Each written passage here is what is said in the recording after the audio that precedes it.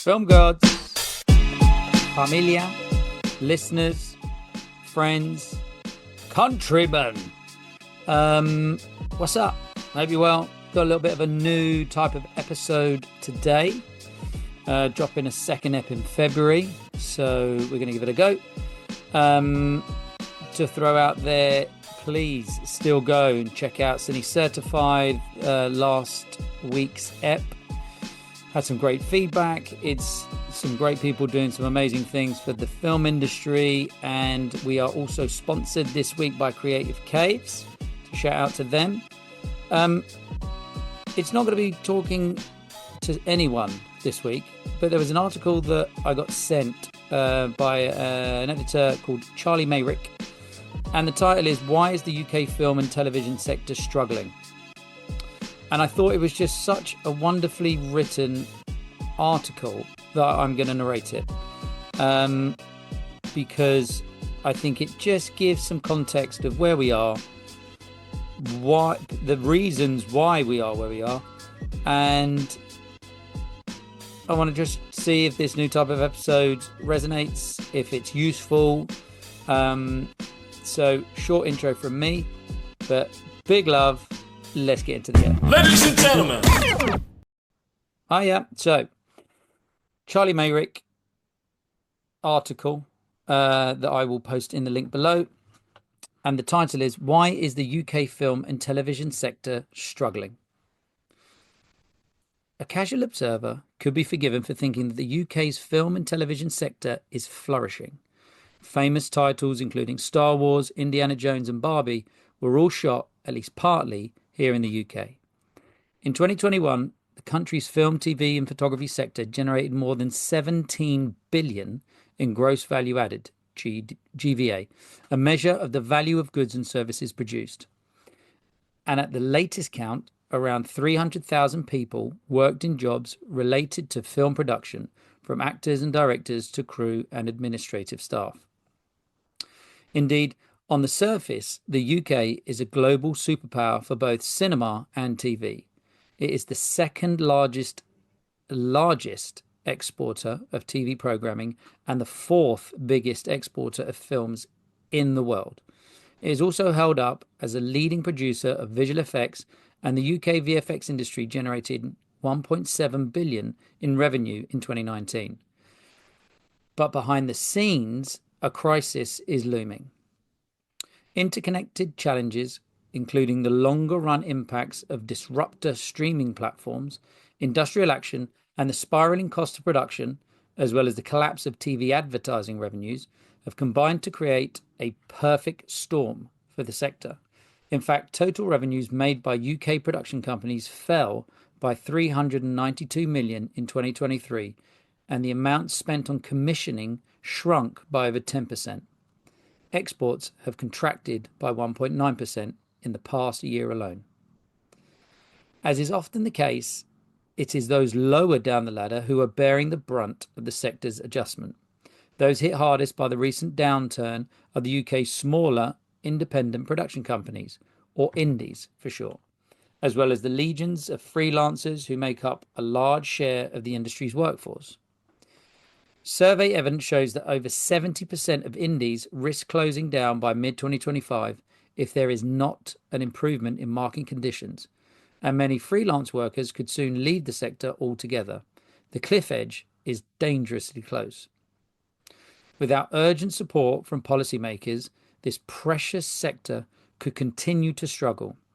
Protecting the UK's smaller production companies and freelance workers should be priority, both to preserve the country's status as a cultural powerhouse and to support the wider national economy.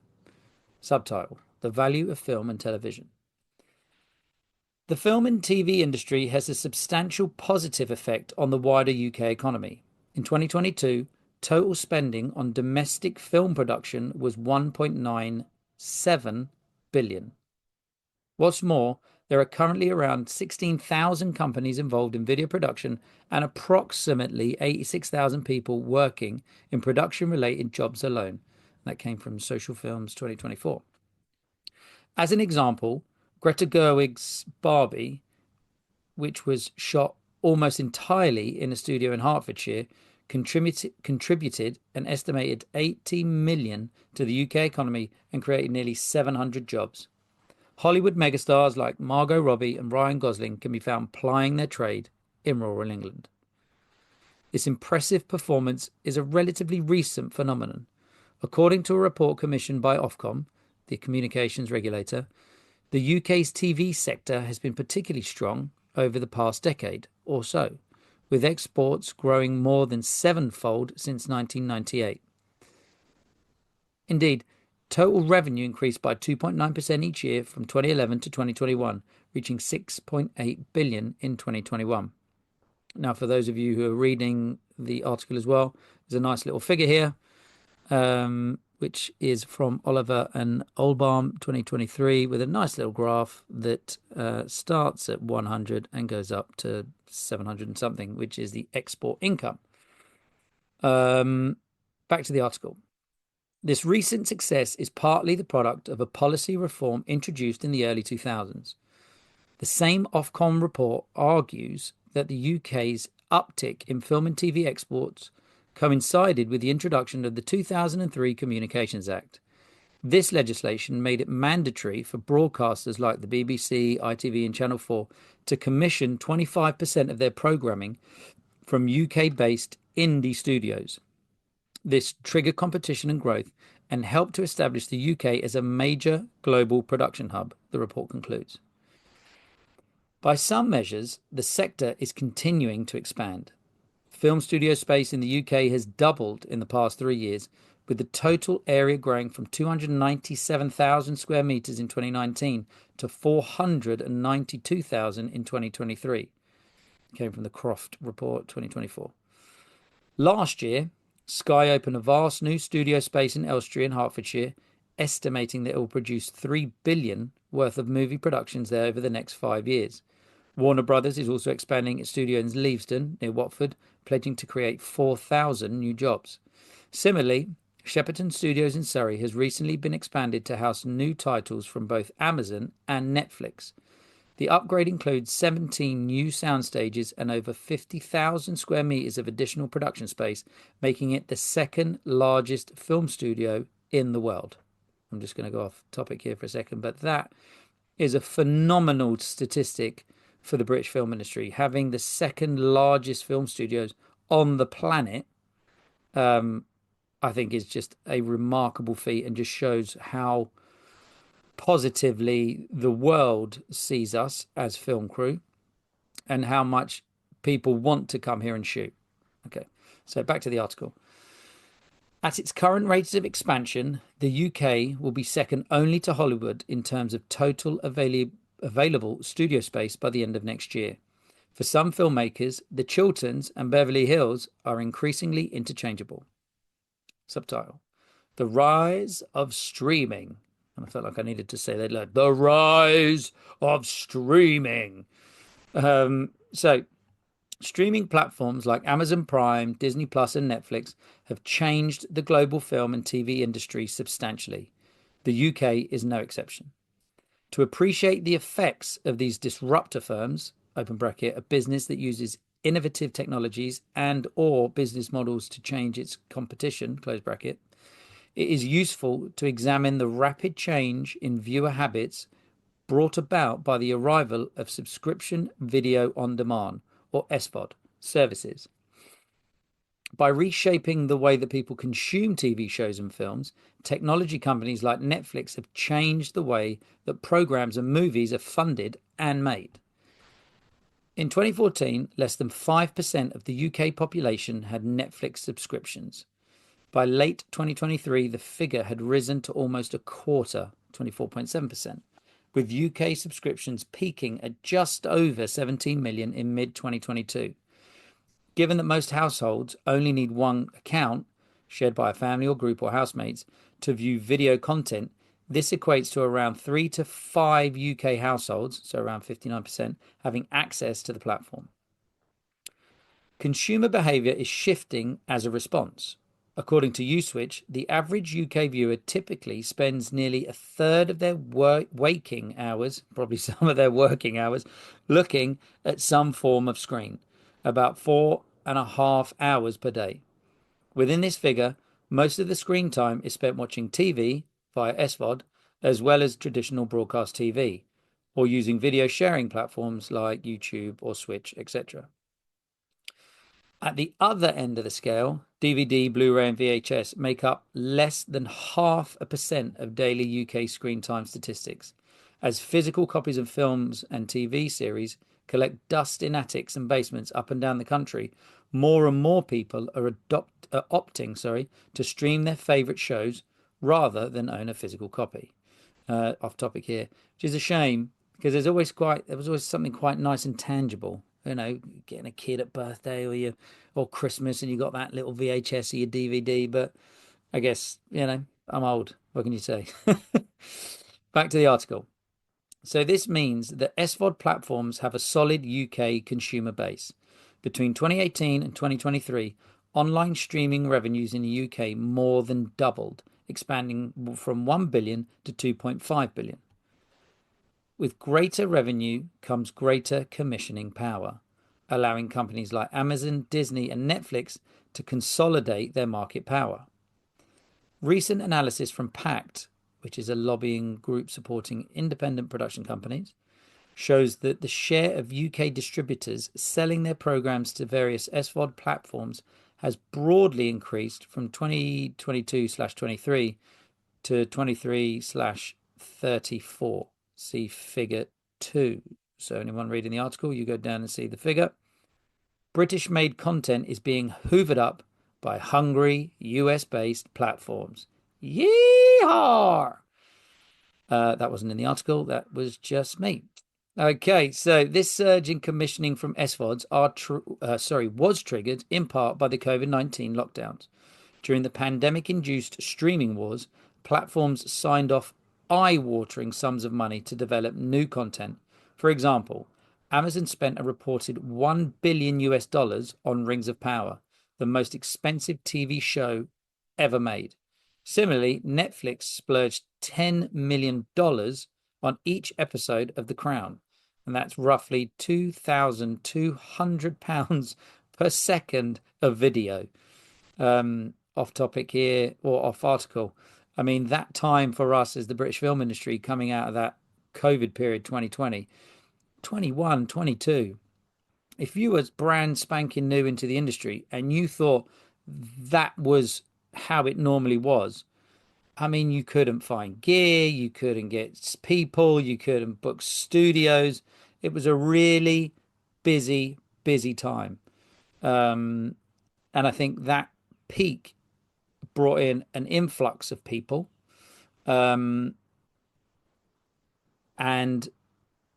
those people that were stepping up maybe stepped up over that period a lot faster than they ever would have normally.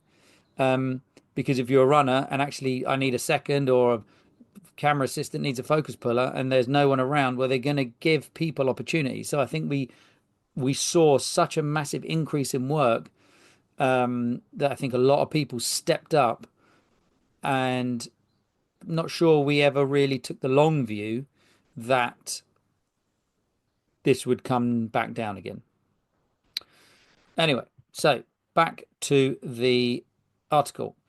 Taking stock, streaming giants have pumped money into the sector and often use the UK as a production base. Films like Barbie are global cultural events and sit alongside award-winning content including Game of Thrones, Star Wars, Andor, and Ted Lasso, in placing the UK on the international cinematic/TV map. So what exactly is the problem? As I take a quick little slurp of tea. And it's a really good question, because off the back of that whole first chunk, you think, oh, why is no one working? How have we had the 18 months that we've just had? So, subtitle.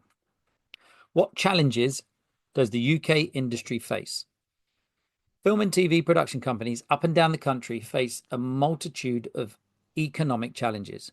Despite injecting large volumes of funding into the sector, streaming platforms have themselves generated a range of issues on the production side, putting smaller firms open bracket, which actually make the films and TV shows under close bracket under increasing pressure. This has then combined with overseas industrial action, increased cost of production, lower consumer demand, and the collapse of traditional TV advertising revenues, creating perilous conditions for many UK companies. Following the post-pandemic mini boom, where broadcasters and streamers aim to make up for lost time and replenish their programming catalogues, the sector's recent financial downturn has been abrupt and precipitous.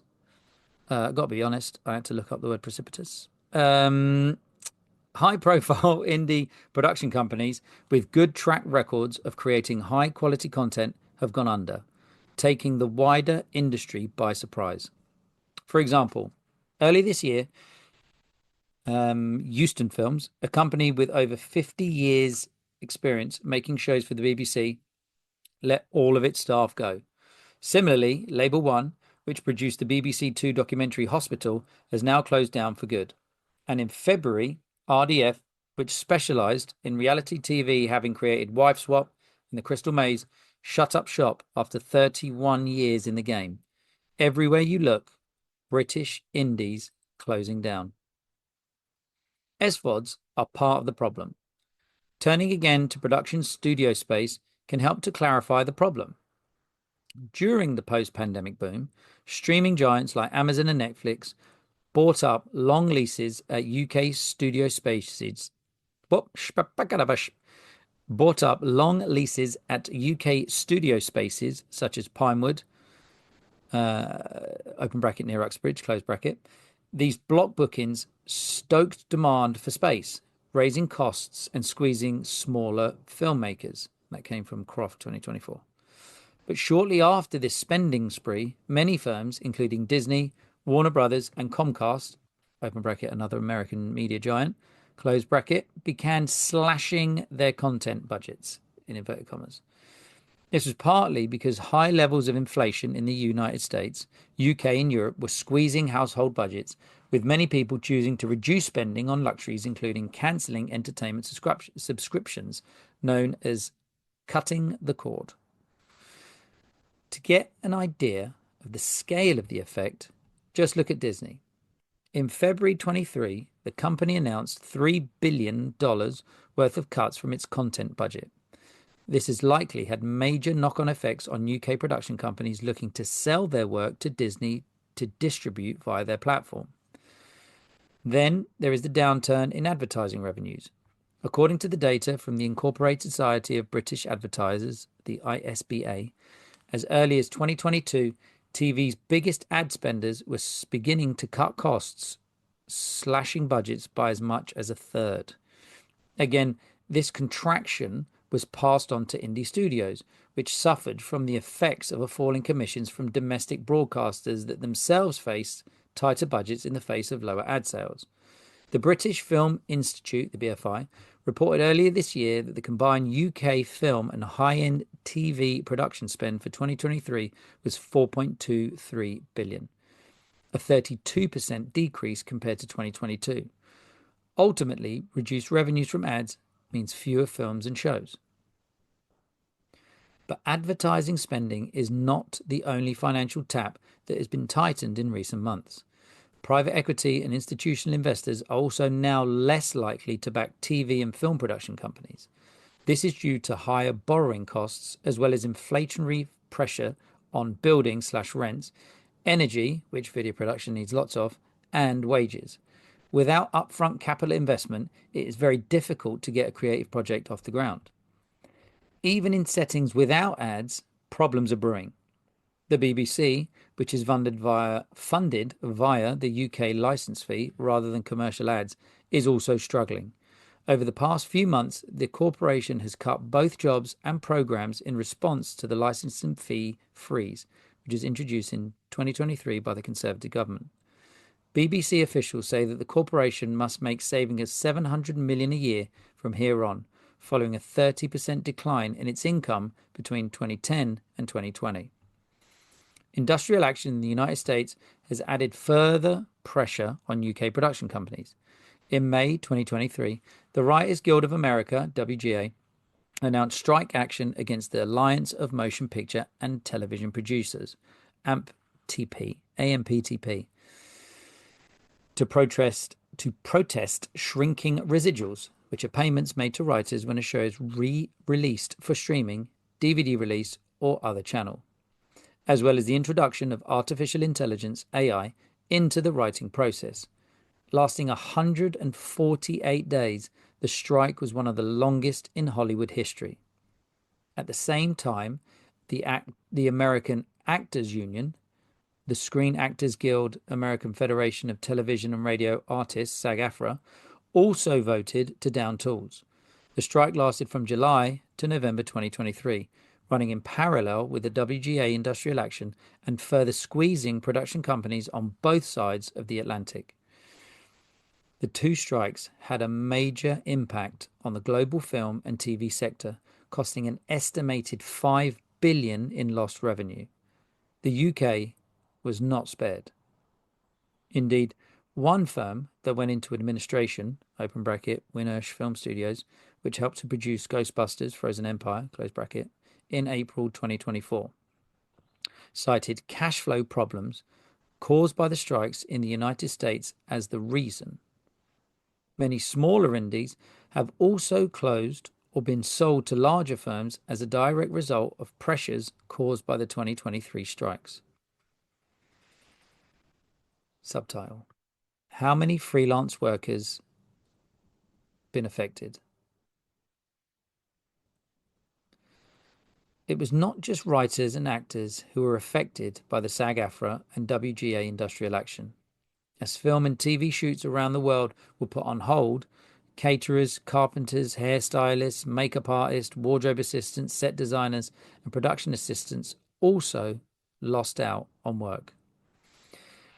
In the UK at least, many people working in these roles do so on a freelance basis, meaning they have very little by the way of income protection and often struggle to access universal credit.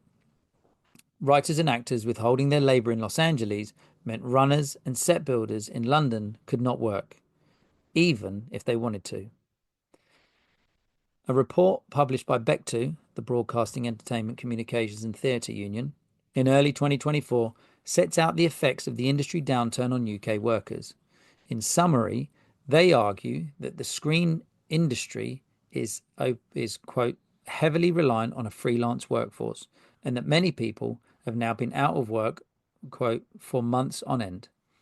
This, they conclude, has had, quote, a devastating impact on the financial and mental well-being of thousands of people who, off article now, are probably you guys. You know, it's us. It's the film crews. And I just send out love to anyone that's still listening at this point and has had one of the hardest, toughest 18 months of their professional career, because we all know that we're best when we're on set. We're best when we're in the mix of it, on the front lines, in the trenches, doing what we do best and doing what we love. And when we're out of that rhythm and we're not on set, and the mortgages and the bills and the payments are coming up thick and fast, it can have a toll.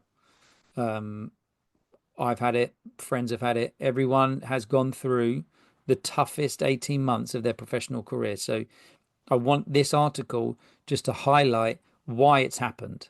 Yeah. And the reasons, the possible potential reasons why it's happening, because I don't want people to think that it's because of, they're not working because of them.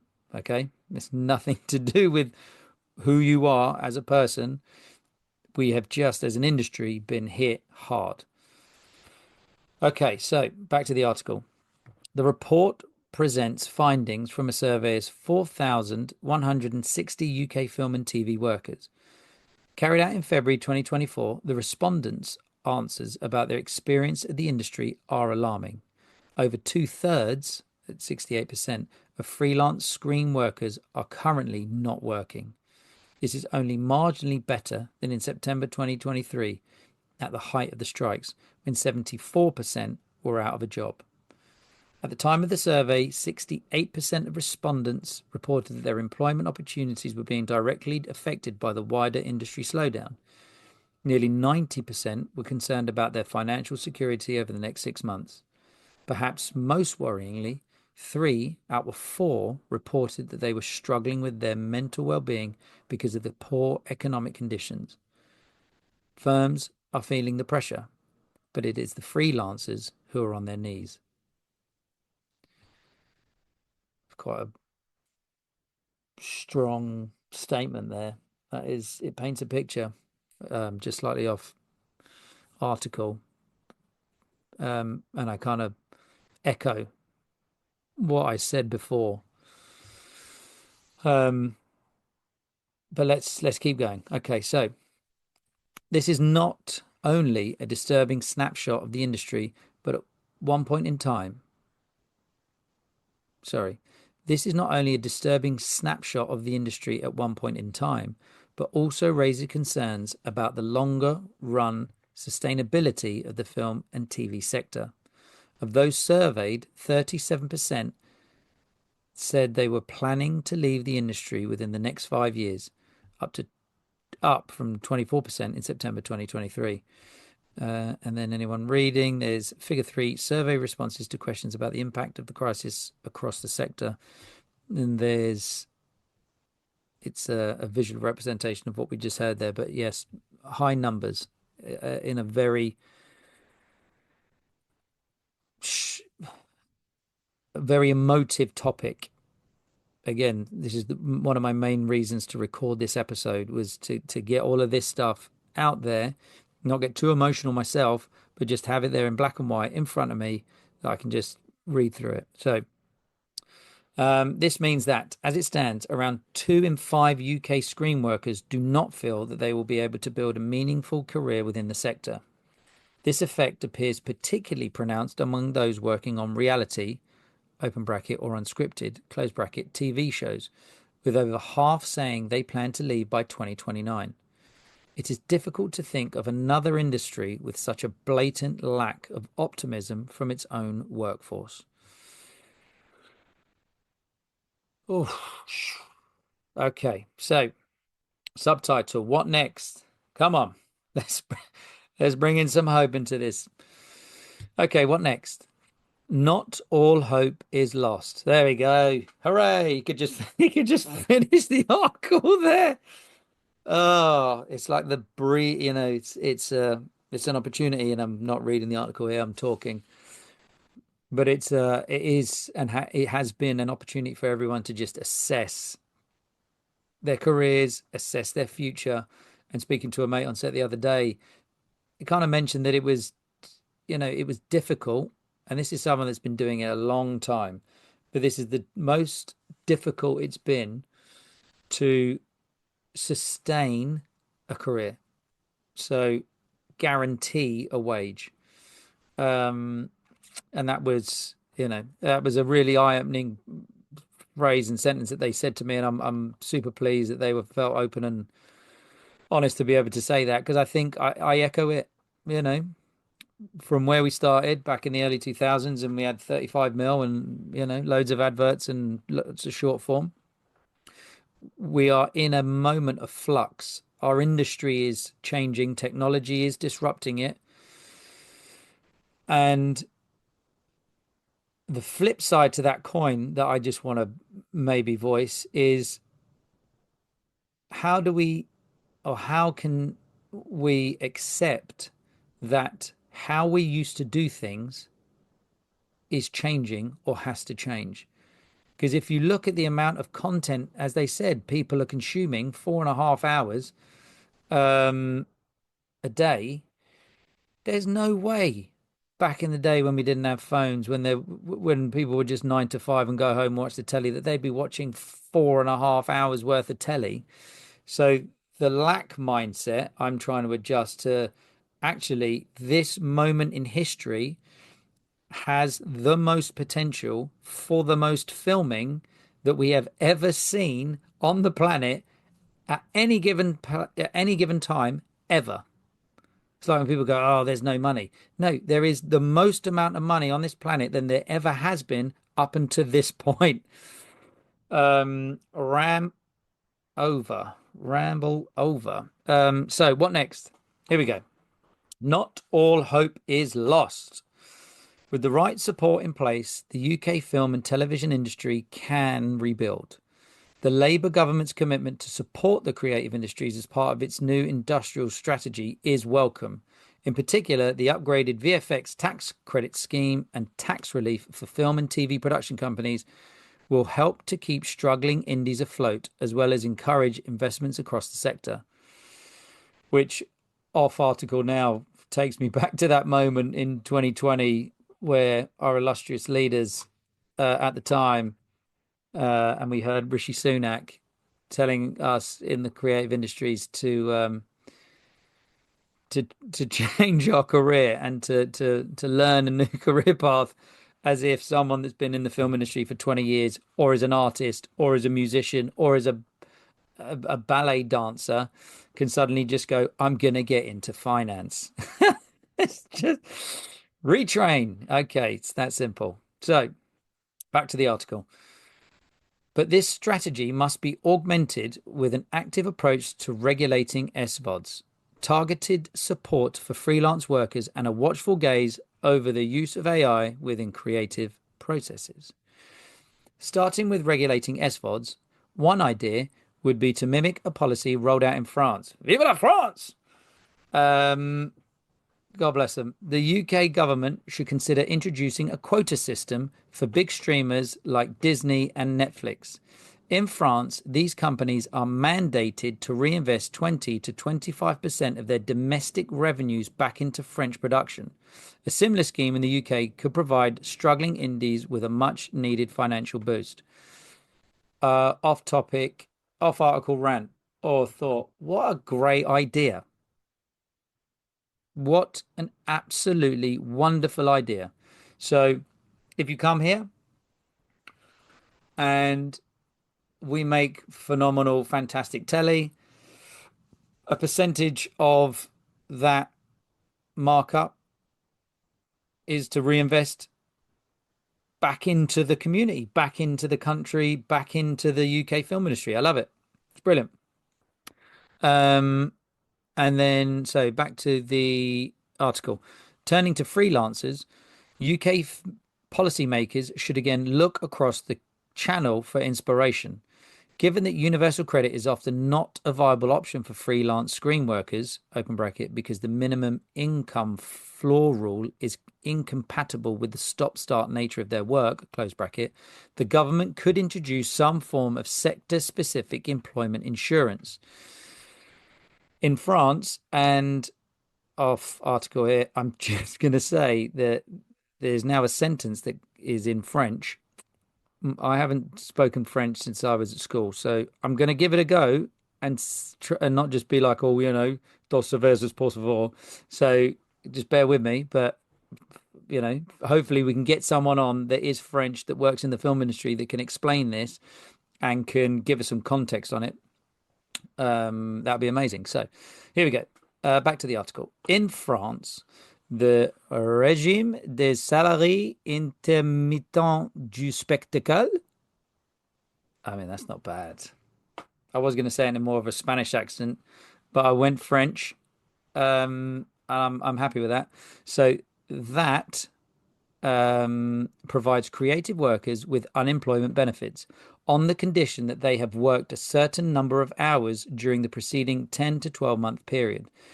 This helps French freelancers to manage the volatility of their work by smoothing out inconsistencies in their income levels. Finally, the UK policymakers should do what they can to mitigate the risk of another bout of industrial action in the United States. The WGA and the SAG-AFTRA strikes had a substantial negative impact on UK film and TV production, and avoiding a repeated dispute is critical.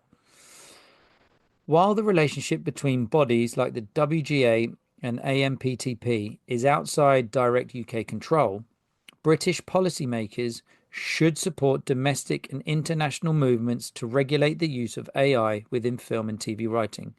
Protecting the precious craft of scriptwriting and storytelling is essential for the long-term health of the industry, both in the UK and the rest of the world. From Hollywood Hills to the Watford Junction, people working in film and TV must be protected and supported through careful policy design.